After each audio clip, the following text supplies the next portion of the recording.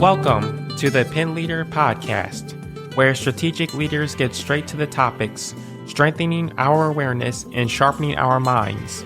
The Pen Leader Podcast is produced by Roar, a production division of Mays & Associates Ltd. Find out more at www.maysassociatesltd.com. Now here is your award-winning host, Dr. Shanda Gore. And welcome to the Pen Leader Podcast. Today we're going to be talking about the rise of AI agents, and I am so glad to have with me Mr. Marc Kramer, who is a serial entrepreneur, author, investor, network builder, business strategist, and podcast host who has spent decades helping startups and Fortune 500 companies grow through innovation, investment, and strategic development. As president of Kramer Communications and executive director of the Private Investors Forum, he has worked with more than 1,000 companies worldwide and helped connect entrepreneurs with angel investors across the U.S. He is recognized as a pioneer in early stage investing, founding one of the nation's first organized angel investor networks, and has been featured in publications including Inc., Entrepreneur, and the Wall Street Journal. He has taught and mentored at institutions including the University of Pennsylvania's Wharton School, Drexel University, Temple University, and the National University of Singapore. Marc has spent more than 30 years of writing and speaking on entrepreneurship, innovation, investing, and business growth. And he has a master's degree in management from Penn State University and a bachelor's degree in journalism from West Virginia University. So without further ado, welcome, Marc. Thank you so much for having me. I much appreciate being on your show. Excellent. So we're going to get right into it because you've done a lot of work in seeing AI agents and just this growth that's happened. And I know you've had some companies and some interaction with helping those with AI agents. Can you share a little bit about your entrepreneurial journey and what first drew you to building businesses and then with this component of AI? Well, first of all, I never wanted to be an entrepreneur starting companies because every time I go somewhere, people always say I'm the entrepreneur's entrepreneur. But the reality is, my grandfather started businesses, my dad started businesses. The last thing I wanted to do was be in the business world because they're working 6 days a week. You're on vacation, they're calling in to their offices. I'm like, I definitely don't want that. I was a big sports fan. I started writing for newspapers when I was 15. My ambition was to write for Sports Illustrated, be on ESPN, commentating about sports, and just traveling with teams. I thought that's the way it would be. But then I graduated college in 1982, which sounds like 1,000 years ago. So I thought that I just wanted to travel with teams, and I just didn't really have an interest. But it turned out that when I graduated in 82, 10 major papers folded. I had gotten a job with the Philadelphia Bulletin, which was over 150 years old. Before I graduated, they went under. I didn't see a clear path there. I worked for a tax administration company, and that's how I became an entrepreneur. It was out of the need to make money for buying a new house and then having money for travel. So I started these side businesses, and that got me into entrepreneurship. But unlike my friends who are entrepreneurs, I never wanted to go and work 70 to 100 hours a week doing this kind of thing. And I was risk adverse. So everything that I thought that I ended up in. The only good thing for me with entrepreneurship was it's a very creative business. And I was good at coming up with ideas and launching them. Even in high school, I was good at doing that. So I had a knack for coming up with ideas, writing plans, and launching stuff. And I still do. And that's what I was so drawn to this because you had this serial background and a number of people come to you and ask, advisement for entrepreneurship. And you've again been in a number of magazines that entrepreneurs read. And when you started talking to me about this AI component and how it was impacting, because you travel so much and because you're so internationally rooted, you've seen it from the early ages and stages of how AI has impacted entrepreneurs. I mean, it You know, really came on quick for us, right? yeah. Because 3 years ago, nobody was even talking about chat.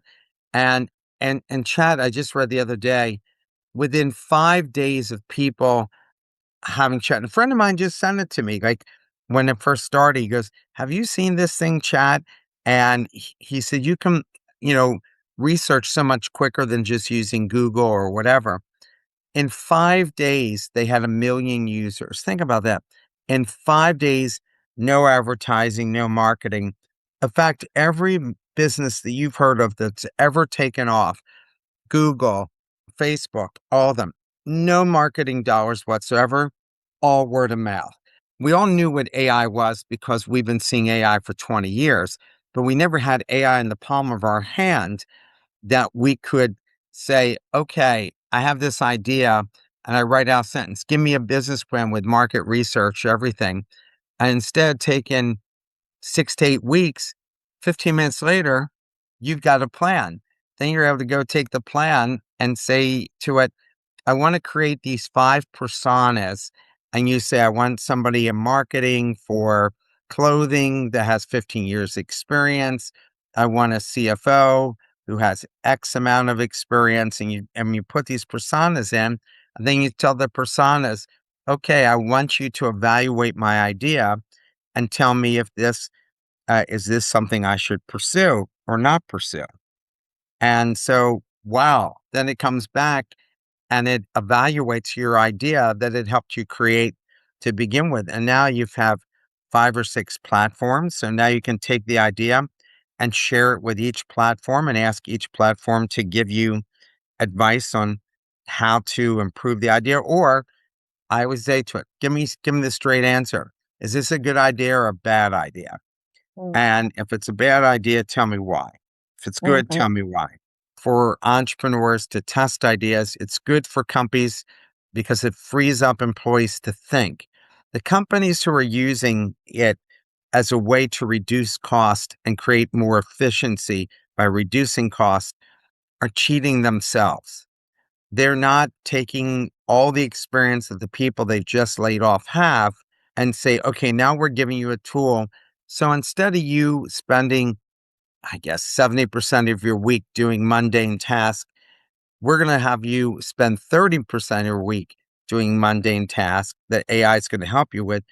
And the other 70%, we just want you to come to the office and think about stuff and come up with new products and services that we can offer. I don't understand all this laying of people off when you've made this enormous investment in them. I think you had a number of entrepreneurs, presidents, CEOs talk about just getting their current workforce, how you can restructure and get them with professional development to do the things that they may not have ever dreamed to be able to do. And you, like you said, you've made this investment. Talk to me about this growing conversation on this technology shift. Because I did notice recently, I was reading articles that it's not even about the palm of your hand now. Now it's about the wearable that's either on your face or attached to you. Any thoughts on that? So wearables, I'm interested in getting the glasses that you can hear things, take video, everything. I'm seeing now that they're making them in Asia at half the cost that Facebook is selling them for. And even the amount that Facebook was charging is very reasonable. And now these glasses work. I've met people who have them. And I can imagine, like, I'm going to Beijing next month. How cool is it that I could wear these glasses, show the old palaces? It could tell me the history of the old palace and take a picture of the old palace for me. And if I am with other people and they get in the picture, it can take pictures of them as well. AI is a magnificent tool if we think about it in a positive way. Mhm, I think mhm. government also has to step in and say to companies, you're not cutting people and leaving us with the bill. So you can get bigger bonuses. I always felt that when big companies are cutting for survival, it's one thing. But if you're cutting and you've got a big war chest, 300 billion, 400 billion, no bonuses, no stock options for all the senior leadership. You only get it when you create jobs, not when you get rid of jobs, as a way to reduce headcount, we should use AI as a way to free people up for them to go create new opportunity that will create additional jobs for people. Because I'm worried about robotics as well. They're making robots that can move like people. Clearly, governments are interested in it for using it for military purposes. And how do we use this for war? But we're also looking at it, and right now people say, oh my gosh, if you're a handyman, electrician, a plumber, that's much better because AI can't take your job. But combine AI with robotics, and you see what the Chinese and people at MIT are developing, blue collar workers are in trouble. So my big question is, who's buying your car if none of us are getting paid to do something? It's not the Jetsons where you buy a robot and Mr. Spacely hires your robot to work for you. He's got his own robot. So if they keep going that way and you keep eliminating these jobs, you have an enormous recession. Your stock price will go down. You won't have sales because who's going to buy a product when nobody has a job? I would agree with you. I think that just thinking about how this impacts globally, and you really did a nice job of looking at it in a way that we hope that leaders would look at it, but you just don't know depending on what the agenda is. What are your thoughts on the trust and privacy and even this over reliance on technology? And I want to be clear when I say this. I myself have Meta glasses and I did buy them because Really I could cool. travel. Yeah, I really and I did it because I wanted to understand the language. I didn't have time to learn the language at the country I was going to. So the glasses actually did that really just to tell me what the person was saying to me and I could answer back. But what do you think about trust and privacy? Because basically I'm sacrificing my privacy by putting them on my face and having this interaction. It's watching where I'm going. What are your thoughts on that?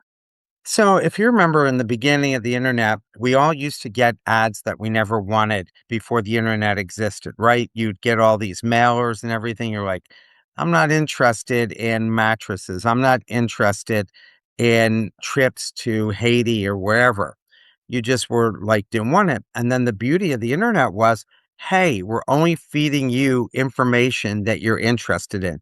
So, if you're looking for backpacks, we're only going to send you ads for backpacks until you stop wanting to look at ads for backpacks. And everybody goes, oh my God, that's great. And so, but as they started to sell your information, and they're not selling you as an individual, they're selling you with a group of other people so people can go make decisions. And your privacy has definitely gone out. I have an Alexa here, and sometimes gives me suggestions without me even asking. So clearly they're listening full time to whatever I'm saying. So I kind of think it's a concern that they haven't asked us if we want them to learn all this about us or that we're interested in their opinion. So I think there has to be a line that they can't cross. And Mm, again, people always we want small government, but government exists to help us if it's run the right way. So, people always are wondering, why are there so many laws? Well, we saw in 2008 when the market crashed that you had to get in because people got greedy. They took unnecessary risks and then they're almost out of business, which crushed the rest of the economy on a global basis. So you have to stop people from being the worst versions of themselves, step in and regulate some of these things. And that's the same thing that we're looking at with AI. At some point, people have to take a look and say, here's the good parts. We want to really encourage that entrepreneurship, creation of new products, services. How do we monitor mom and dad when we live in another part of the world? How do we use these amazing tools to do amazing things? How do we help kids who are struggling with certain math and create these online tutors that can go and show them what they do? I'm never worried. I used to be a statewide trustee in Pennsylvania for the state system. I never worried that brick and mortar schools would go away because we found even during the pandemic, right, that students want to go to school. Parents want the kids to mhm. go to school. Students want to interact with their friends. Nobody wants to sit at home on a laptop all day learning stuff without any interaction. So some of the things that people thought, even in the 90s when I was a statewide trustee, and they were talking about online education, they thought there would be no more bricks and mortar, that all the kids would stay home and get their degrees. I'm like, how can you party if you were all locked up in your house? I mean, that doesn't make any sense. So I think people are in a panic about AI, but I think it's up to government and the people to put a cap on how it's used until we know we can get everybody safely across the river, right? So, right now, all you hear is from Bill Gates and Elon Musk and all of them. AI can do everybody's job. Well, frankly, they can do your job. We don't really need CEOs. All we have to do is ask AI, what's the next move? Which tells me what you're saying is that Yeah. this there's the human connection, the human skills, and I was just talking to someone about soft skills, and I said, "This never been soft skills." I don't know why people got caught up in soft skills. That's really not what it should have been. These are hardcore skills, being able to interact with someone and be able to talk through a problem and a solution. But what skills do you believe are becoming more valuable now that we've got this AI component, but are going to be probably just levitate up on like, these are really things that you need to have? So I tell my students this all the time.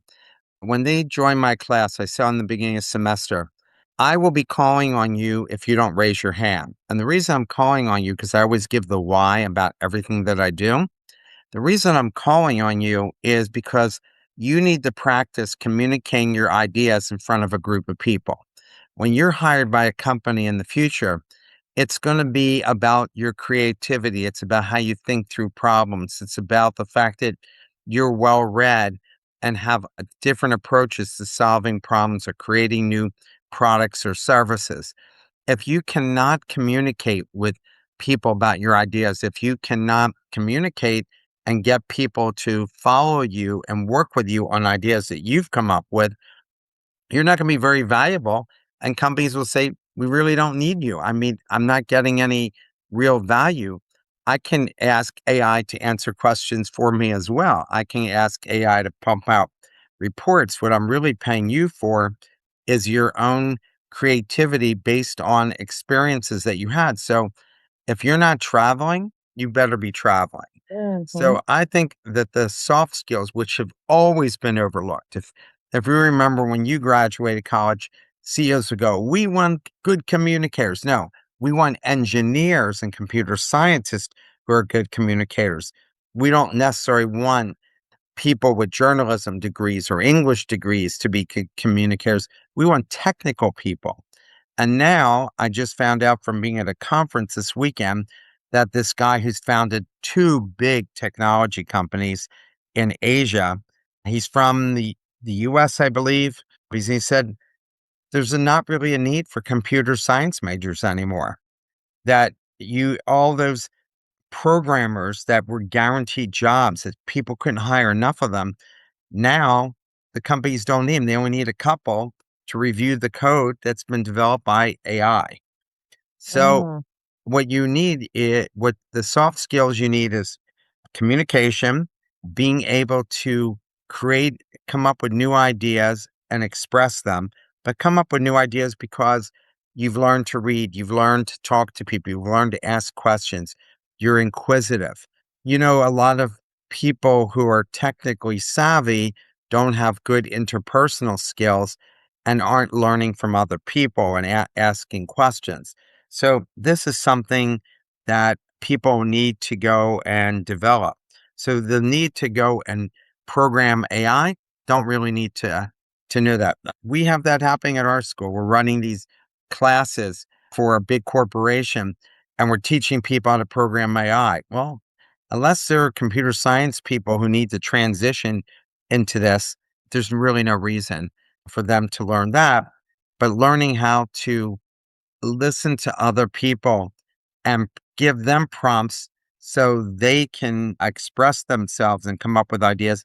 and also learning not to shut down people. So I tell my students, there is no bad idea. You will never say anything in this class that I will put you down for. And then when I put them in groups, I said, tell me what the upside would be if you put somebody down and tell them that their idea is stupid. Just tell me what the upside would be. And then they Mm-hmm. can't think. Tell me what the downside is. Well, the downside is they won't say anything going forward. Yeah. So now think of yourself as a company and you're paying somebody $75,000 a year and they don't open their mouth. Oh my God, I just set on fire $75,000. All the experience they have, their knowledge, everything, I've now blocked it from coming out. How am I going to benefit when I spent all this money training them, getting them experiences? So leaders Yeah. have to develop higher levels of emotional IQ. Mm-hmm. Today, the smartest and brightest minds have options anywhere on the planet. And if you humiliate them, they just walk away. When I was younger, everybody that you compete against lived within an hour drive time of wherever you worked. Beyond an hour, you didn't have competition. Today, because of Zoom and others, you have competition 24/7 around the world. But as Mm-hmm. an employer, you also have competition on keeping the very best and brightest from leaving you if you don't treat them with respect. So learning these emotional IQ and how to communicate with people and get the most out of them, that's what the critical skills that you need to develop.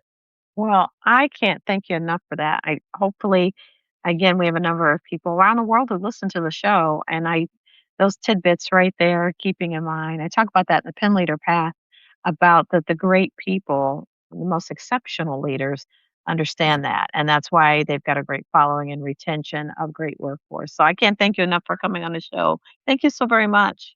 Thank you for having me. I appreciate it. And we'd like to thank our listeners for catching the show and sharing it. And we'd like to thank our sponsors. Thank you to our sponsor, Mavalino Custom Home Builders, where they build custom homes with superior quality, value, and integrity. And also to the Maine Intelligence Network.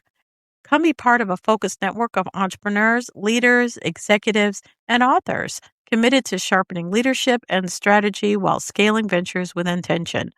This is the place where practical thinking meets high caliber connection.